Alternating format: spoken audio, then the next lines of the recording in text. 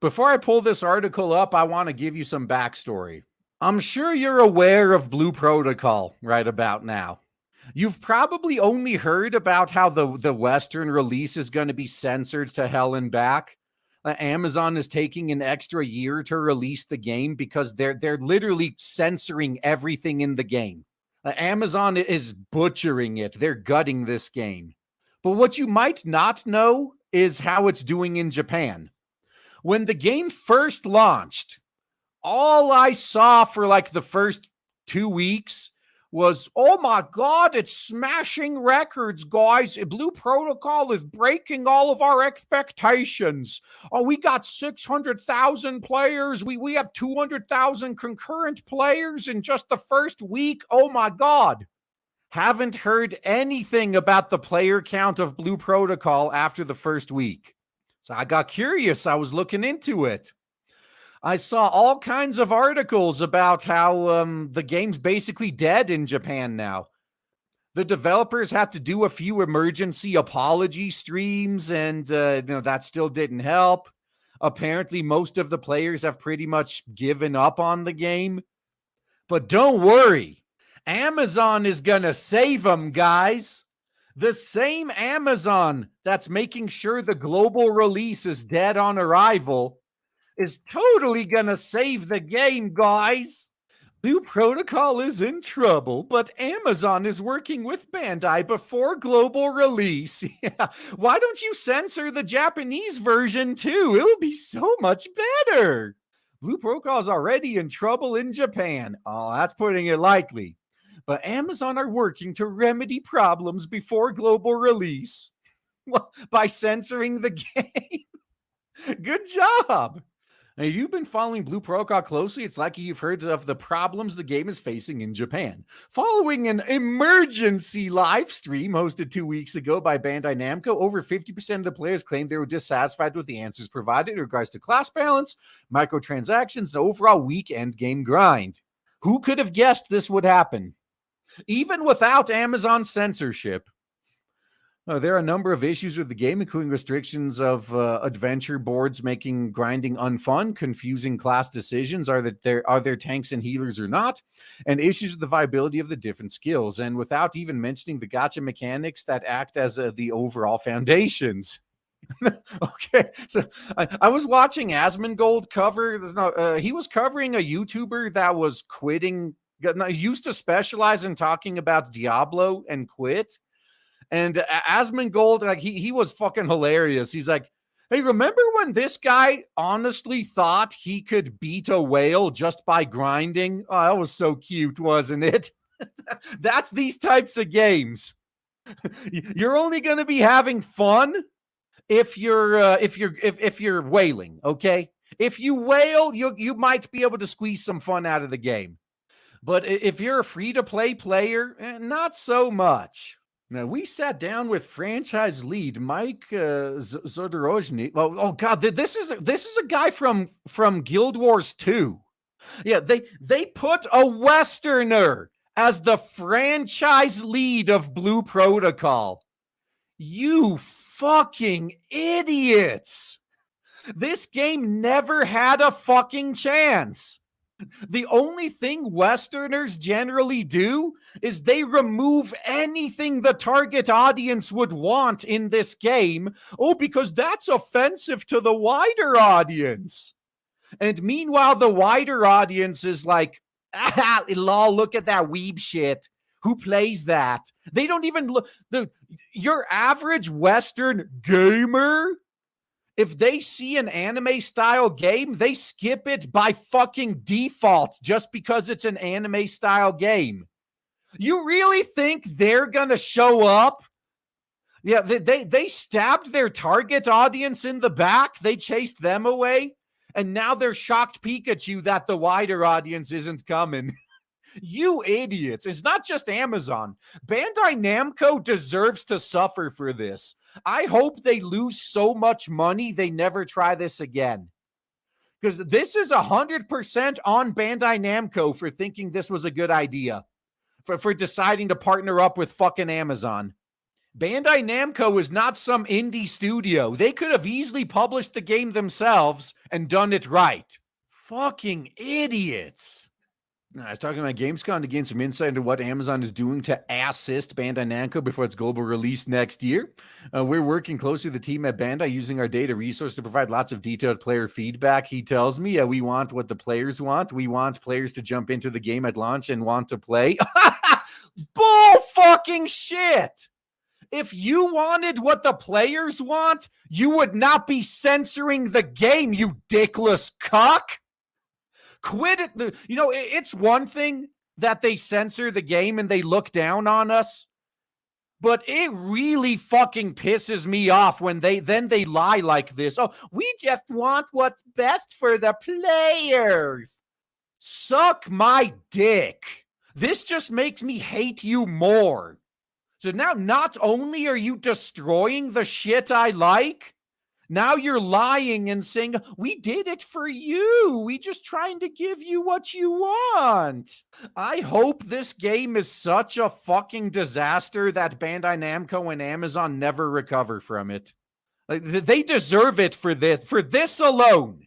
For censoring the fuck out of the game, removing what fans actually want, and then saying, oh, but we want to give them what they want.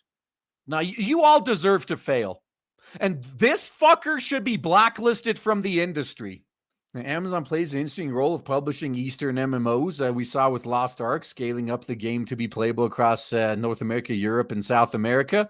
And so Lost Ark had problems even before Amazon got a hold of it. So did Amazon fix those problems? Yeah, they censored the game and race swapped some characters. Nice. They held at like 200,000 concurrent players for a long while. Now they're down to like 35. Completely coincidentally, right around the time they started censoring the new characters they were adding. Same thing's going to happen with Blue Protocol. Like, no one's going to play this game. The target audience for this game already knows it's going to be censored, so they're going to avoid it. And normies aren't even going to try it because they're just going to see a bunch of anime faces on the thumbnail. Like, nope, hard pass. Oh, it's just more weeb shit. Their forums are already dead. No one cares about this game anymore. Amazon fucking killed it. All right, how much can it actually impact the development of the game is more difficult to gauge. We want to keep the experience as authentic as possible. Again, with the lies. They're literally spending an extra year to censor the game, removing entire body types, removing entire cosmetic options, removing the jiggle physics. Oh, we want the experience as authentic as possible, guys. At this point, anyone dumb enough to believe this, you fucking deserve to be fleeced. And that means following the vision the developers have for the game, except when we censor it. But when that vision isn't viewed as especially great by existing players already is when the problems start to appear.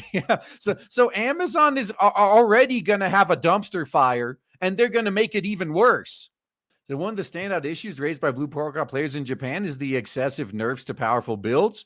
Rather than strike a balance by buffing other classes, Bandai have decided that certain builds are too overpowered and slash their viability significantly. So these sorts of tweaks can leave players feeling disenchanted. If none of the builds feel fun to play, why play the game at all? Oh, this is the typical thing all live services do. Like how they start... They start reducing XP gain, for example, so they can sell more quality of life cosmetics. Like they make the game grindier just to get you into the cash shop.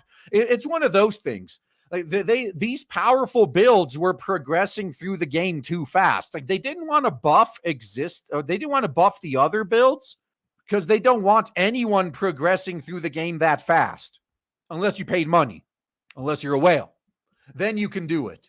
It's an issue with developer vision in general. The idea the devs have an idea how a game is meant to be played, but when you deliver that to the players, it should immediately be down to how they react to the gameplay. I 100% agree with this. So many developers, like when players find a way that they didn't consider to play the game and enjoy it, so many developers just patch it out.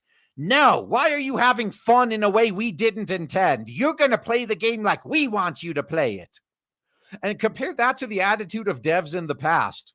Like when someone discovered in those old arena shooters that you could use a rocket to give yourself a jump boost, did they patch rocket jumping out of the game because you're not supposed to play it? That's a bug. We're going to ban you for exploiting a bug. Because that's what would happen in current year. If rocket jumping didn't exist already and someone discovered it in current year, everyone who does it would be banned for exploiting a bug if that shit happened in current year. That's how dog shit the game industry is now compared to what it used to be. So back then, the developers didn't do that. No, instead, they were like, let's design entire levels around rocket jumping. Let's design game modes around rocket jumping. Let's design classes around rocket jumping. Yep, people love this. Let's expand on it. God, I can't even express how much disdain I have for current year developers, man. It's shit! They are just such a shadow of their forefathers who were so great. Yeah, Meet the Soldier, exactly. TF2 did that right. Fucking rocket jumping is in the Soldier's intro video. It's a feature of the fucking class. Flexibility is key. Otherwise, it's a bit like banging your head against a brick wall. How much impact Amazon can have on these decisions before a game goes live globally are yet to be seen. More players mean more feedback on a much larger scale. Wait, you really think anyone's going to play the Western version? Once again, the target audience for this game is already going to avoid it because they know it's censored. The wider audience isn't even going to show up because all they see is, oh, this is weeb shit. What exactly do you hope to accomplish? Amazon doesn't have a single success when it comes to their gaming unit. I'm sure this will be different, though. This time, people are going to be all for the censorship. It's also interesting to watch from the outside just how much of an impact Amazon posing Eastern MMOs has had on the attitudes of players in said regions. To use Lost Ark as a case study, we saw some Korean personalities and players start to push for better RNG rates for honing after mass complaints across the West. Though it's a reckoning that's inevitable. MMOs in particular have always been designed in a certain way for places like Korea and Japan with a sizable grind and gacha mechanics. Black Desert Online is another example. Fantastic game with some innovative mechanics, but marred in the West because of its multiple premium currencies and extensive grind. Amazon finds itself at the center of this change, constantly trying to balance play expectations on both sides of the world. It's a heavy burden, one that Amazon seems to be embracing. They're embracing it by giving all sides of the world the worst of all options, the lowest common denominator. That's what we're going to get. We're going to get the worst of every fucking region. Thanks, Amazon. Merv Lee Kwai, who represents Throne and Liberty, an MMO at Amazon's co-leading with NCSoft. Oh, that's another one. Jesus Christ. There used to be so much hype around Throne and Liberty, but it's all just completely dead now. Oh, man, this is so good. Yeah, told me that they've taken the feedback from final launches of New World and Lost Ark. This is a game that we've been able to apply that learned feedback from players. We want this to be fair, have fewer microtransactions, and a grind that feels rewarding. Apparently, the game is pretty bad, though. Oh, man, this is a good point. Those stories about the trope of the ancient civilization that collapsed and all that knowledge was lost. Yeah. And just seemed impossible for that to happen. Even future to Stone Age, worse, what happened after the fall of Rome. Yeah. How many thousands of years was like plumbing lost? Like indoor plumbing had to be rediscovered. Yeah. When you look at some of the game devs now, and even with better hardware, still don't know what it is about games that makes them fun at its core. Well, that's because they're corporate now.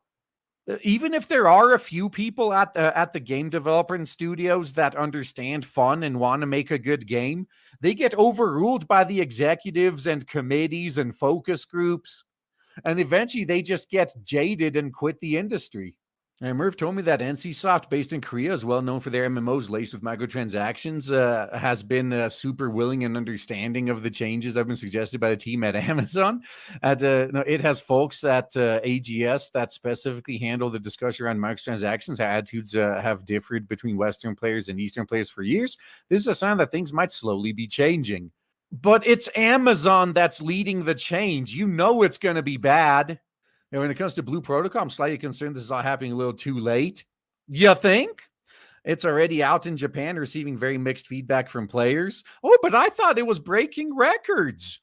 See, no, you know a game is a disaster when you can't stop hearing about how many sales it got in the first week or two, and then you hear nothing. They did the same thing with The Last of Us Part 2. And sadly, the same thing happened with Bayonetta. I remember Bayonetta, they were singing its praises, like how quickly it sold 1 million copies of Bayonetta 3 specifically. And crickets. Like I haven't even been able to find sales data for Bayonetta after the initial like celebrating like how quickly they sold 1 million. Final Fantasy 16 as well. That's true. Kind of stopped at 4 million. That's not a good sign. If they like Elden Ring keeps updating, like, oh man, we hit 12 million. Oh, we hit 20 million. Oh, now we hit 25 million. You don't see that with these other games. Yeah, how's Starfield going? Is Bethesda bragging about how many copies Starfield is still selling? And when the issue extends beyond RNG grinds from crafting gear and premium currency to things like actual gameplay issues, we'll have to wait and see what sort of impact Amazon can have on the development of the game. Everything I played at Gamescom was great fun, a solo dungeon and world exploration, but I feel I've had a very curated view of the game so far. I won't really know or understand the issues of the game has until I've at least got my hands on it proper. Yes, dude, this is a live service game. Live service games are always really fun for a few days until they get grindy and fucking boring. Until you've actually played it for a few hours, yeah, it's gonna be fun. And then they start paywalling shit. Like then all the free resources they were throwing at you dry up. You get to the point where if you want to advance, you got to pay money. That's when it falls apart. I mean, if you only sat down with it once, you're not going to get to that.